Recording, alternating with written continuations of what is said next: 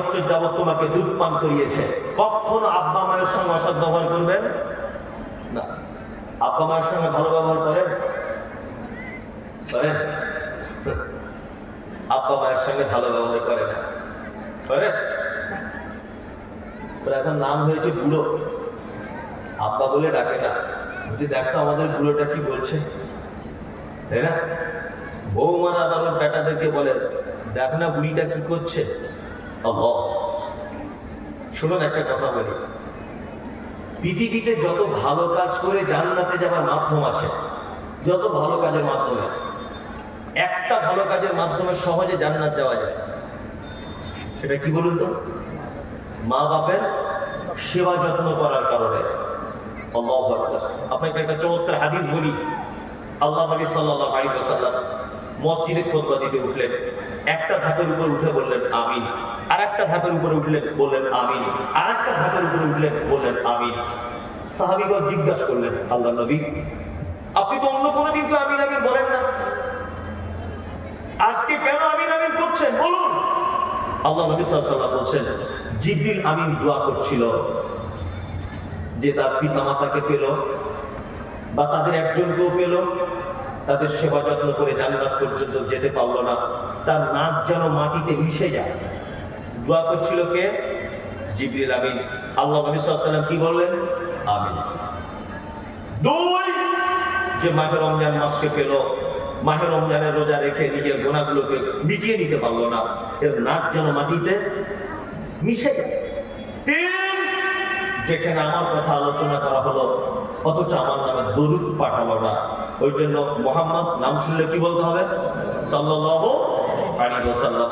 মোবাইলে শোনেন, রেডিওতে শোনেন, টিভিতে শোনেন, বাসে ঘাটে শোনেন, যেখানেই শুনবেন, কানে যদি চলে আসে কি বলবেন? সাল্লাল্লাহু আলাইহি ওয়াসাল্লাম। আমার নাম শুনে যারা দরুদ পাঠালো না, তাদের নাক ধুলায় ধূসরিত হোক। আল্লাহ নবী সাল্লাল্লাহু আলাইহি ওয়াসাল্লাম তিনি বললেন। পিতামাতার সম্পর্কে ইসলাম কত মানে এত দামি দামি কথা বলেছে ইসলাম পিতামাতার ব্যাপারে। কি বলেছে? তোমার আব্বা মায়ের সঙ্গে উত্তম কথা বলো, উত্তম। এমন কথা বলে দিও না যে তোমার আব্বা মা যাতে শব্দটুকু না বলে দেয়। আচ্ছা, আপনাদের এখানে মালদা জেলাতে যাদের আব্বা মা আছে, আব্বা মাকে খেতে দিচ্ছেন তো, যত্ন করছেন তো? আপনারা চার ভাই কেমন করে খাচ্ছে আব্বা মারা? চারটে ভাই আপনার আব্বা মা কেমন করে খাচ্ছে বাড়িতে? পালি পালি বলেছ, বাপ মসজিদের ইমাম সাহেব আর মা মুয়াজ্জিন, এরকম একটা ব্যাপার। আবার বউ বলা ক্যালেন্ডার দেখছে, আজ ক তারিখ, আজকে ক তারিখ হলো, তো দাদু কি ক্যালেন্ডার দেখে না? 12 দিন হয়ে গেল, 11 দিনের কথা। বউ বলা বলছে, আমাদের তরকারি কি খুব মিষ্টি, ছেড়ে যেতে মন চায় না, বড় ছেলের বাড়িতে যাও। এ হচ্ছে কি হচ্ছে না? হচ্ছে। এ অত্যাচার কেন পিতামাতার উপরে? বক্তব্য আপনারা এতক্ষণ যা শুনেছেন, কে চলে গেলেন কে থাকলেন ওটা কথা নয়, এইটুকু জায়গা শুনে যাবার জন্য বিনীত অনুরোধ থাকলো আপনাদের কাছে। ইসলাম পিতামাতাকে কোন জায়গায় পৌঁছেছে? এক, আপনারা চার ভাই, চারজনা দিল্লিতে কাজ করেন, চারজন দিল্লিতে। ঈদের এক সপ্তাহ আগে বাড়ি আসবেন, মরা মানুষের মতো বসে শুনুন, ঈদের এক সপ্তাহ আগে বাড়ি আসবেন। তা আপনার স্ত্রীকে ফোন করে বলছেন, হ্যালো নাসিমা, আমি তো বাড়ি যাবো ঈদের জন্য, তা তোমার জন্য কি নিয়ে যাবো বলো? ওর স্ত্রী বলছে, আমার জন্য একটা লাল শাড়ি, লাল ব্লাউজ, লাল সায়া, এটা আনবে। মেয়ের জন্য জামা আনবে, ছেলের জন্য জিন্স প্যান্ট, আর মনে করে আমার বোনের জন্য দুটো সালোয়ার আনবে। মানে শাড়ির কথা বলছে।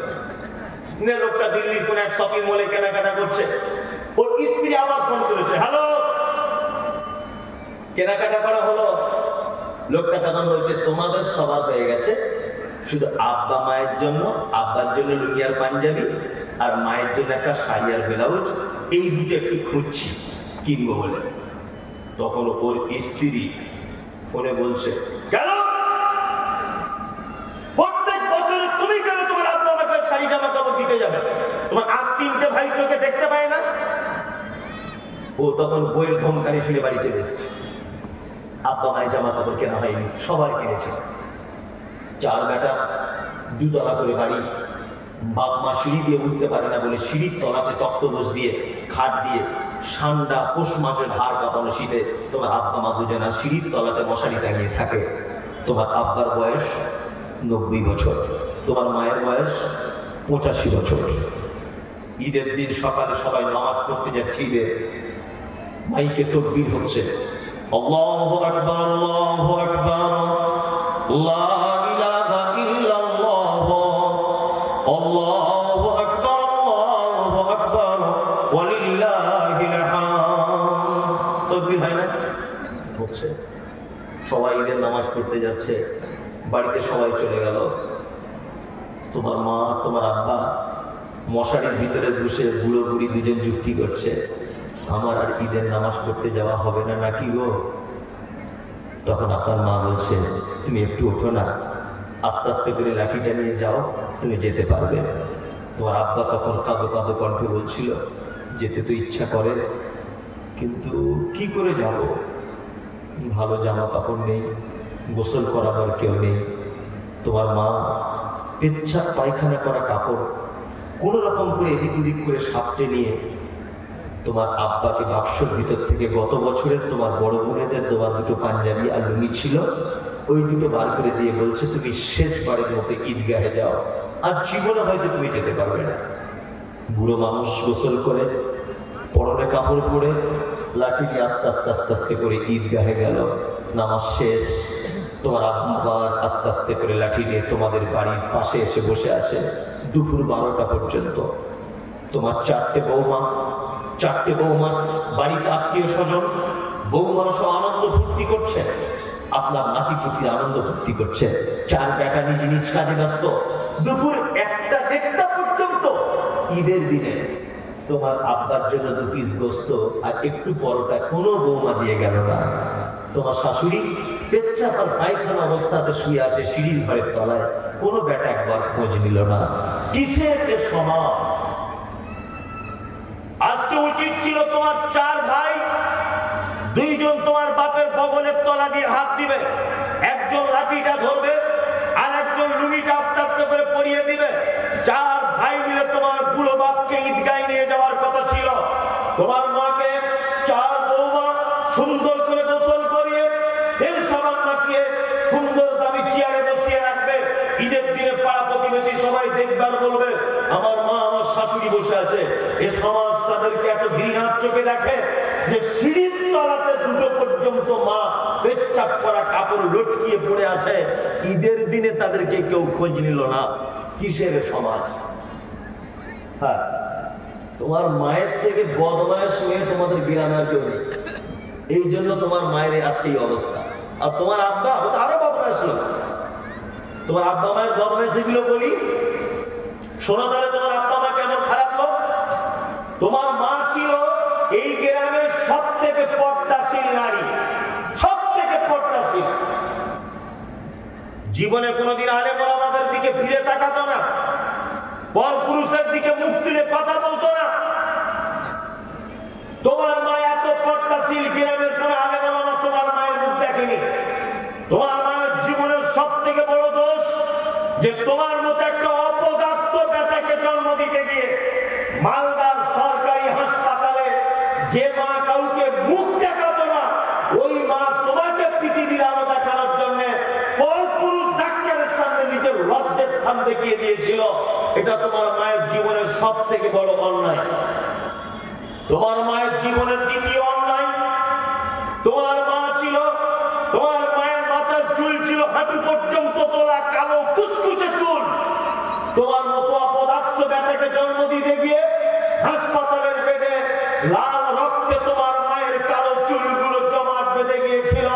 এটা তোমার মায়ের দ্বিতীয় বড় অপরাধ। তোমার মায়ের তৃতীয় বড় অপরাধ, তোমার মা ছিল তোমার নানার একটা মাত্র বেটি, এত আদরের বেটি, কখনো ব্লেড দিয়ে নখ কাটতে পারতো না, সুচি দিয়ে কখনো ইনজেকশন নিতে পারতো না। কিন্তু তুমি যখন পেটে এসেছ, ডাক্তার দেখাতে গেছে তোমার মা, ডাক্তার বলেছে মা পেটের বাচ্চাটা সোজা করে থাকার কথা, বাচ্চাটা আড়াআড়ি করে লেগে গেছে, বাচ্চা মারা যেতে পারে, তখন তোমার মা ডাক্তারের পায়ে দুটো জড়িয়ে ধরে বলেছিল, ডাক্তার বাবু, আমার প্রাণের বিনিময় হলো আপনি আমার বাচ্চাকে বাঁচান। যে মা ইনজেকশন নিতে ভয় করত, হসপিটালের বেডে শুয়ে গেল, ডাক্তার বাবু ধারালো ছুরি আর কাঁচি নিয়ে হাঁসের ডিমের মতো সাদা চকচকে চামড়া তোমার মায়ের একেবারে চিড়ে দিয়ে তোমার মতো অপদার্থ বেটাকে তোমার মা পৃথিবীর আলো দেখালো। সেই যে মোটা সুতার সুতো দিয়ে সেলাই করা কাটা সিজারের বেদনা আজ তোমার মা 90 বছর বয়সে ওই সিঁড়ির তলাতে বসে বসে অনুভব করে। তোমার মা মানে কে জানো? পৃথিবীর সব থেকে বদমাশ মহিলা হচ্ছে তোমার মা। তোমার মা তোমাকে নিয়ে তোমার নানির বাড়ি যাচ্ছিল, এখান থেকে যেতে হবে হরিশ্চন্দ্রপুরে তোমার নানির বাড়ি। তোমার মা বাসে উঠেছে, তোমার বয়স তখন ওই 14-15 মাস হবে। বাসে তোমার মা সিট পাইনি।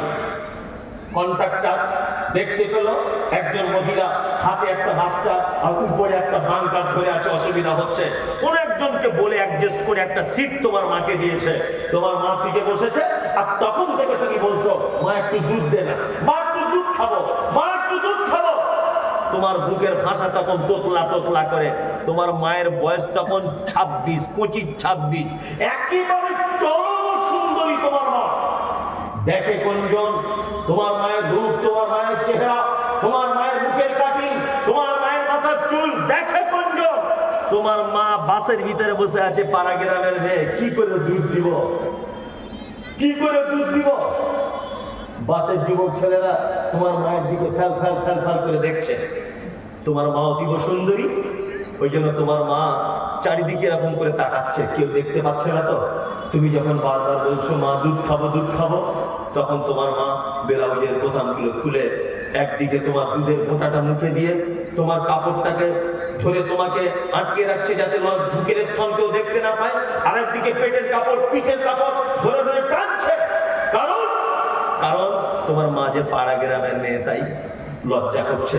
তোমার মা এত বদমাশ মেয়ে যে তোমার মতো অপদার্থ ছেলেকে দুধ পান করাতে গিয়ে বাসের ভিতরে, ট্রেনের ভিতরে হাজার হাজার লোকের সামনে নিজের বুকের লজ্জাস্থান পর্যন্ত খুলে দিয়েছে। কাউকে দেখে লজ্জা করেনি, শুধু তোমার জন্য। তোমার মা মানে কে জানো? চিকিৎসা বিজ্ঞানীরা বলেছে প্রত্যেকদিন একটা সন্তান 8 বার করে দুধ পান করে তার মায়ের, একবারে 250 গ্রাম করে দুধ পান করে। কোরআনের ভাষাতে তাকে দুধ পান করাতে হয় 30 মাসের কাছাকাছি। এতদিন তোমার মা তোমাকে দুধ পান করিয়েছে, বিনিময়ে 0, কিছুই তুমি দিতে পারোনি। তোমার আব্বা মানে কে জানো তো? তোমার আব্বা মানে ওই বদমাশ লোকটা তোমাকে স্কুলে পড়ানোর জন্য 60 বছর বয়সে কলকাতায় রাজমিস্ত্রি লেবারের কাজে গিয়েছিল। এটা তোমার আব্বা। তোমার আব্বা মানে কে জানো তো? তুমি স্কুলে যেতে, সাইকেলের জন্য কাঁদতে, তোমার মা তোমার আব্বাকে ফোন করে বলছে, ওই তো মফিজুলের আব্বা, মফিজুল সাইকেল না হলে স্কুলে যাবে না বলছে। তোমার আব্বা রাজমিস্ত্রির লেবার, 10টার সময়তে 30 টাকা করে টিফিন খরচা পেত। তোমার সাইকেল কিনবে বলে ওই টিফিন খরচার টাকাটা জমিয়ে জমিয়ে তোমার মায়ের ব্যাংকে পাঠিয়ে দিয়ে বলেছিল, মফিজুলকে একটা সাইকেল কিনে দিও। এটা তোমার আব্বা, এটা তোমার আব্বা। কোরআন কি বলছে? কোরআন বলছে, ইয়াসালুনাকা মাযা ইউনফিকুন কুল মা আনফাকতুম মিন খাইরিন ফালিল ওয়ালিদাইন ওয়াল আকরাবিন ওয়াল ইয়াতামা ওয়াল মাসাকিন ওয়া ইবনিস সাবিল ওয়া মা তাফআলু মিন খাইরিন ফাইন্নাল্লাহা বিহি আলিম। আল্লাহ নবী সাল্লাল্লাহু আলাইহি ওয়াসাল্লামকে জিজ্ঞাসা করা হচ্ছে, নবী আপনি বলুন তো, পৃথিবীতে যত খরচা করার জায়গা আছে, উত্তম খরচা করার জায়গা কোন জায়গা? আমরা সারা জীবন ভেবেছি মাদ্রাসায় দান করলে নাকি বেশি হয়, মসজিদে দান করলে নাকি বেশি হয়, এতিমদের দান করলে নাকি বেশি হয়, ঈদগাহে দান করলে নাকি বেশি হয়, কবরস্থানে দান করলে নাকি বেশি হয়। এই মুহাম্মদ ইসলাম আপনাদের কোরআন দিয়ে বলছে কথা। আল্লাহ কোরআনে বলেছে, ইয়াসআলুনাকা মাযা ইউনফিকুন কুল মা আনফাকতুম মিন খাইরিন ফালিল ওয়ালিদাইন। একটা মানুষ তার জীবনে বেঁচে থাকা অবস্থায় যত টাকা, যত জায়গাতে খরচা করে, সন্তান তার পিতা মাতার জন্য যেটা খরচা করে, এটা পৃথিবীর শ্রেষ্ঠ খরচা। আল্লাহ বলছে এটা। কি বললাম বুঝলেন? শীতের সময় না, এখন শীতের সময় তো, জি বাজারে ঘুরবেন, দুটো মোজা কিনে নেবেন 50 টাকা দাম। আপনার মা ফজরের নামাজ পড়তে ওঠে, ফজরের নামাজের পরে আপনার মা উজু করার পরে ঠান্ডা লাগে, বুড়ি মানুষ, বয়স হয়েছে, আপনার মাকে বলবেন, মা এই দেখো তোমার জন্য দুটো মোজা নিয়ে এসেছি। আমার মনে হয় পৃথিবীতে এর থেকে খুশি আর কেউ হবে না। আপনি বউ পাগল লোক তো, আপনি 5,000 টাকা শাড়ি কিনে দেন আপনার স্ত্রীকে, জীবনে ও আপনার প্রশংসা করবে। ও এই কথা বলবে যে আমার মেয়েদের গায়ে শাড়িটার দাম বেশি, ও এইটা বলবে। আপনি 5 টাকার একটা চকলেট আপনার মায়ের হাতে কিনে দেন, সারাদিন দোয়া করবে আপনার জন্য, সারাদিন দোয়া করবে। ডাক্তার বলেছে আপনি আর বাঁচবেন না। মা কি এটা বোঝাচ্ছে? ডাক্তার বলছে আপনি আর বাঁচবেন না, 3-4 মাসের মধ্যে আপনি মারা যাবেন। আপনার স্ত্রী দেখবেন ফোনে ফোনে অন্য কোনো ছেলেকে রেডি করে রেখেছে, শুধু মরার অপেক্ষা। আপনি মরলেই ও তার কাছে চলে যাবে। আপনি মারা যাবেন, আপনার স্ত্রী আজকে রাতে দেখবেন আপনাকে বলবে, জান আমার, সোনা আমার, তোমায় ছাড়া বাঁচবো না, হাবি যাবি, অনেক কিছু আপনাকে বলে। আপনি মারা যান, আপনার শ্বশুর আপনার আব্বার কাছে এসে বলবে, বিআই মশাই আপনার ছেলে তো মারা গেল, আমার মেয়েটা এখন 3 বছর বয়স, আর দেখে কি করবো, অন্য জায়গায় বিয়ের ব্যবস্থা করে দিই। এটা বলবে না? বলবে। পৃথিবীতে সোনা আমার, মানিক আমার, চাঁদ আমার, হাবি যাবি কেউ থাকবে না। কিন্তু আমি মমতাজুল বলছি, আপনি 1 বছর বিছানায় পড়ে থাকুন, স্ত্রী আপনার প্রতি ভালোবাসা কমে যাবে, সন্তান আপনার প্রতি ভালোবাসা কমে যাবে। 1 বছর কেন 2 বছর আপনি পেচ্ছাপ করুন, পায়খানা করুন কাপড়ে, আপনার গায়ে পোকা হয়ে যাক, তবুও পৃথিবীতে একজন মাত্র মানুষ আপনার জন্য নামাজ পাঠিয়ে কাঁদবে, আল্লাহ আমার ছেলেকে ভালো করে দাও, আল্লাহ তুমি আমার জীবনের বিনিময়ে আমার ছেলেকে জীবন দাও, আল্লাহ ওর গায়ে যে পোকা হয়েছে পোকাগুলো আমার গায়ে দিয়ে দাও, আল্লাহ তবু আমার বেটাকে ভালো করে দাও। এই কথা বলে কে? মা। মুহাম্মদ সাল্লাল্লাহু আলাইহি ওয়াসাল্লাম বলেছেন, তোমরা জান্নাত পেতে হবে না, তুমি কোথায় জান্নাত খুঁজতে চাইছো? কোথায়?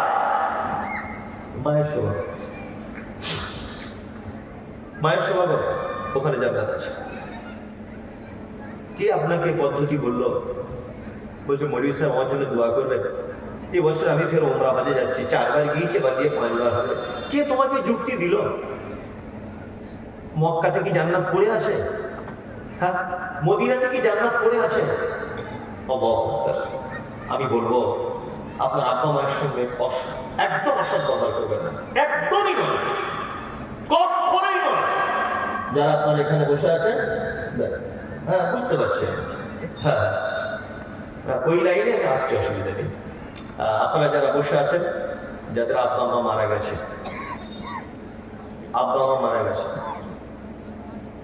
আপনি কত নিষ্ঠুর, কুইন্টাল দুধ পান করেছেন, সেই বাঁশ বাগানে তার বুকের উপরে নিজে হাতে মাটি চাপা দিয়ে চলে এসেছেন। মনে পড়ে? সত্যি কথা বলুন তো, মনে পড়ে? আপনার কথা মনে পড়ে? আল্লাহ বলছে উত্তম খরচা করার জায়গা সন্তান তার বাপ মায়ের জন্য যেটা খরচা করে।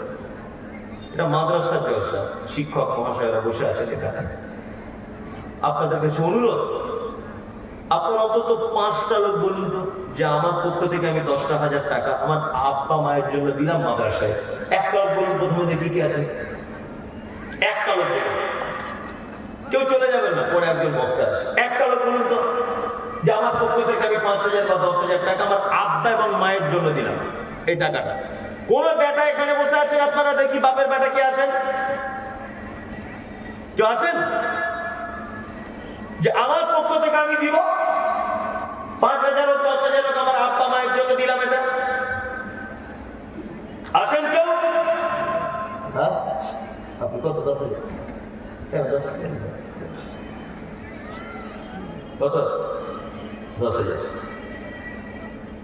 আপনার আব্বা মায়ের জন্য দেন। দেখুন তাদের সম্পত্তিতে আপনি বসে আছেন, যদি ভাড়া লাগতো কত টাকা এতদিন ভাড়া দিতে হতো? যদি ভাড়া বাড়িতে থাকতেন কত টাকা মাসে ভাড়া লাগতো? বুঝতে পারছেন না কি বলছি? তার জমিতে আসেন, অন্তত তার জন্য বলুন যে